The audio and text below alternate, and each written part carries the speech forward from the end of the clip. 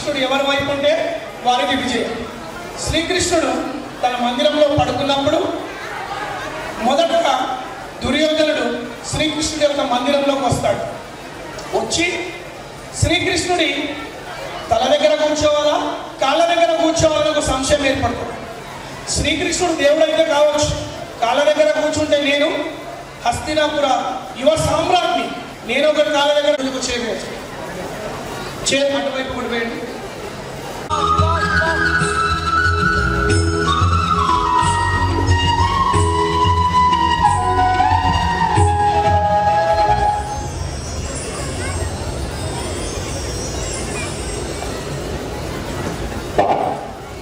भूमि पर क्यों बैठे?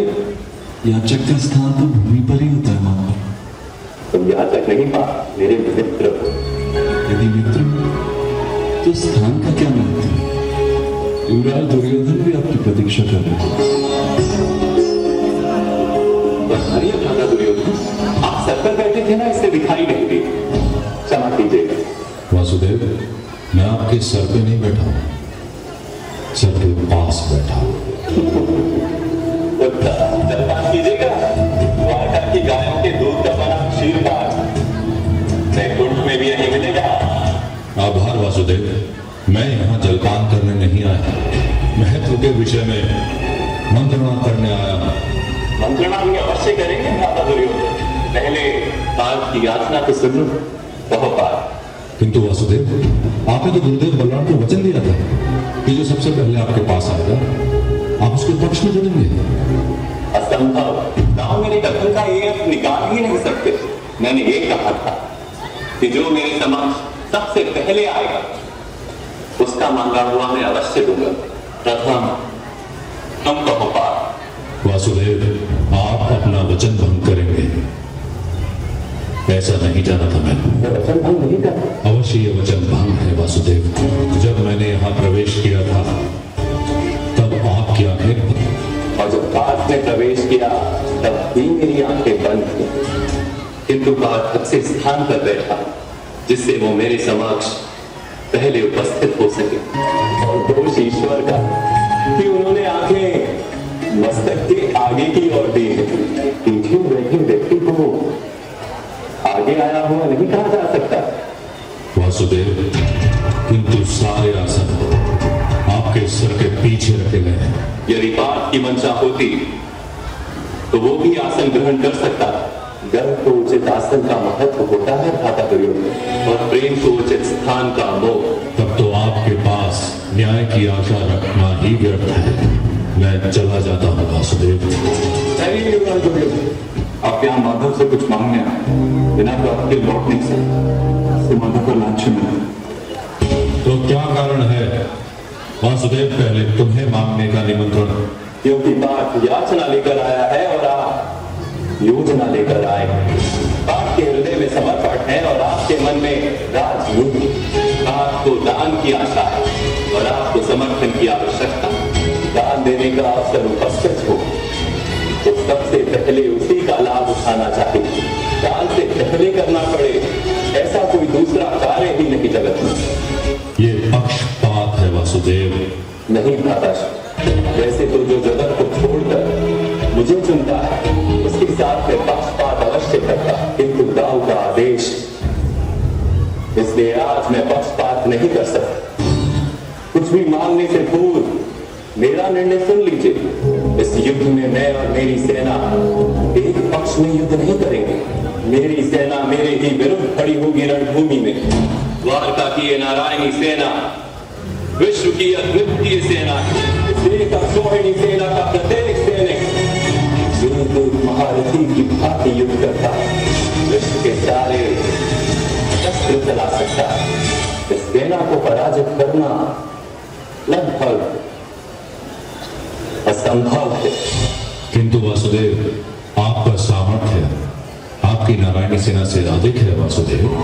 आप कह रहे हैं आप भ्राता दुर्योधन, इस संसार में मेरे सुदर्शन चक्र जितना शक्तिमान शस्त्र केवल महादेव का त्रिशूल तथा इंद्र का वज्र है। उसके प्रहार से न केवल मनुष्य अपितु देवता भी भयभीत होते हैं। मेरे ज्ञान की शक्ति, मेरे चरित्र का बल और मेरी आत्मा की ऊर्जा है ये शस्त्र। मैं सुदर्शन चक्र का प्रयोग करूंगा तो उसी क्षण विध्वंस हो जाएगा। सत्य असत्य, निर्बल तथा बलवान सबका नाश हो जाएगा। मैंने ये निर्णय लिया है कि इस युद्ध में मैं शस्त्र नहीं उठाऊंगा।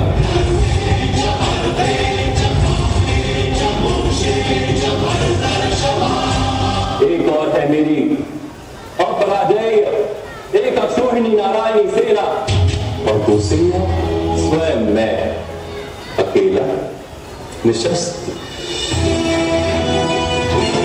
अब चुनाव आप दोनों का है।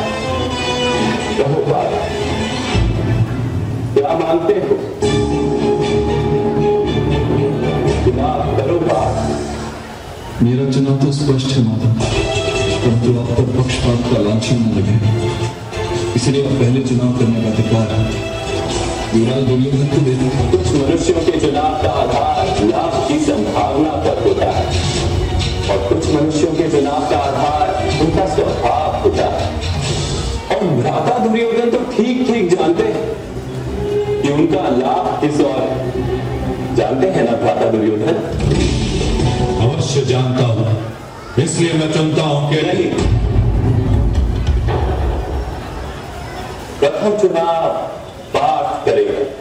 ये तुम्हारा पाठ अधिकार त्यागने को वीरता नहीं कहते। अधिकार संपत्ति पर होता है माता, प्रेम ज्ञान और सत्य तो स्वयं मनुष्य पर अधिकार पाते हैं। और तो प्रेम ज्ञान और सत्य तीनों आपको स्वयं धर्म आपको चुनिए। वो विजय की लालसा से, पराजय के भय से, केवल धर्म के लिए मैं आपको मानता हूं माता। वासुदेव, मुझे तो आपकी एक अक्षौहिणी नारायणी सेना से ही संतोष करना होगा। उत्तम आदर्श। दाऊ ने कहा कि स्वयं वो, मैं या हमारी सेना पांडवों की ओर से शस्त्र नहीं हो। उनका प्रण सफल हुआ। अब देखना ये इस युद्ध में किसे क्या प्राप्त होता है।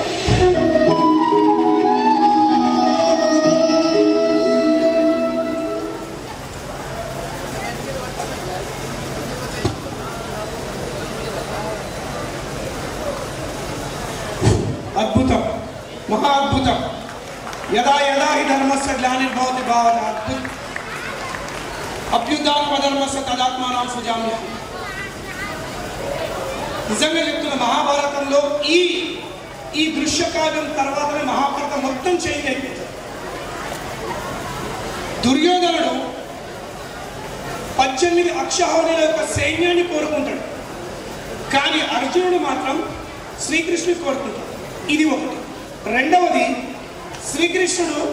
శ్రీకృష్ణ భగవానుల వారు మొత్తం యుద్ధంలో ఎక్కడ కూడా నేను నా యొక్క ఆయుధాలను అస్త్రశస్త్రాలను ఏది వాడను, శిశుపాలుడి పైన మాత్రమే నా యొక్క సుదర్శన చక్రాన్ని వాడతానని చెప్తాడు. అంటే నేను యుద్ధం చెయ్యను అని చెప్తాడు. అయినప్పటికీ కూడా ధర్మబద్ధుడైనటువంటి అర్జునుడు శ్రీకృష్ణుని మాత్రమే కోరుకుంటాడు. కానీ తన అహం చేత తను మాత్రమే భావి యువ సామ్రాట్ అని చెప్తున్నటువంటి దుర్యోధనుడు మాత్రం సైన్యాన్ని కోరుకుంటాడు. చివరికి అర్జునుడి చేతిలోనే ఆ నారాయణీయ సైన్యం మొత్తం హతమవుతుంది. అది కూడా శ్రీకృష్ణుల వారి వలననే. ఈ యొక్క మొత్తం దృశ్య కావ్యం మనిషి యొక్క అహం, తను తీసుకునే డెసిషన్స్, తను తీసుకునే చాయిసెస్, ధర్మానికి వ్యతిరేకంగా వెళ్ళడం, దాని వల్ల జరిగే పరిణామాలకి ఈ రోజు మనకి చూసినటువంటి మనుష్య కావ్యం అద్భుతమైనటువంటి ఇతిహాసం. తింటే గారెలు వినాలి, వింటే మహాభారతం వినాలి అనేటువంటి నానుడి నుంచి ఈ రోజు ఈ ఇతిహాసాన్ని మనకి చూపెట్టినటువంటి ఆ టీచర్స్, కృష్ణవేణి మేడం గారు, టీచర్స్, ఆదిత్య గారు, మరొకసారి thank you very much. Thank you very much. Thank you, Chillan. So, may I request Rajesh Garu to come on to the dais? Rajesh, Ram. yeah. Navya. So, first Ramayanam introduce చేశాము. Even Aditya and teachers కూడా అన్నారు ఎందుకు మళ్ళీ ఈ మహాభారత్ అంటే టోటల్గా స్పిరిచువల్గా అయిపోతుంది కదా, అంటే పిల్లల్లో ఒక స్పిరిచువల్ అనేది ముందుకు తీసుకొస్తే వాళ్ళలో కొంచెం మార్పు ఉంటుందని నా ఉద్దేశం. అండ్ రెండవది ఏంటంటే 10th క్లాస్ స్టూడెంట్స్తో గత లాస్ట్ మంత్లో కొన్ని ఇష్యూస్ మేము భరించడం జరిగింది, అంటే అవి పేరు చేయడం జరిగింది.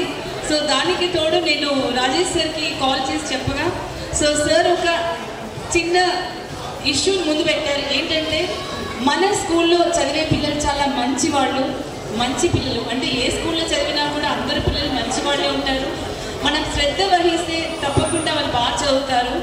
కాకపోతే వాళ్లకు ట్రైనింగ్ ఇచ్చే వాళ్ళు లేక ఇలా తయారవుతున్నారు. సో దానికి తోడు ఒక అహంకారం అనేది పక్కన పెట్టేస్తే వాళ్ళు ఎలా ముందుకు వస్తారనేది ఈ నాటకం ద్వారా చూద్దామని చెప్పగా సో ఇది అనేది ఇంట్రొడ్యూస్ చేసి మీ ముందు ఇలా పెట్టాము. So the credit goes to Rajesh sir and also to the choreographer Aditya and team teachers and Ambika teacher. Thank you very much.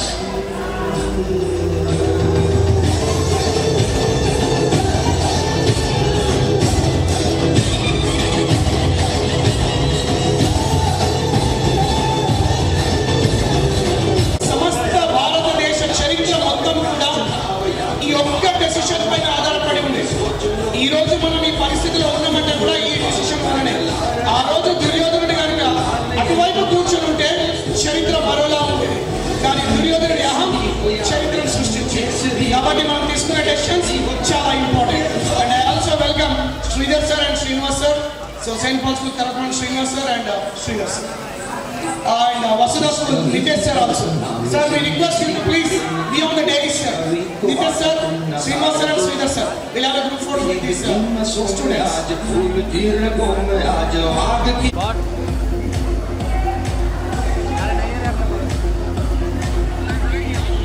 नहीं मेरे को नहीं मालूम मामा, नहीं मालूम. रुक मैं फोन कर, मैं प्रोग्राम में रुक.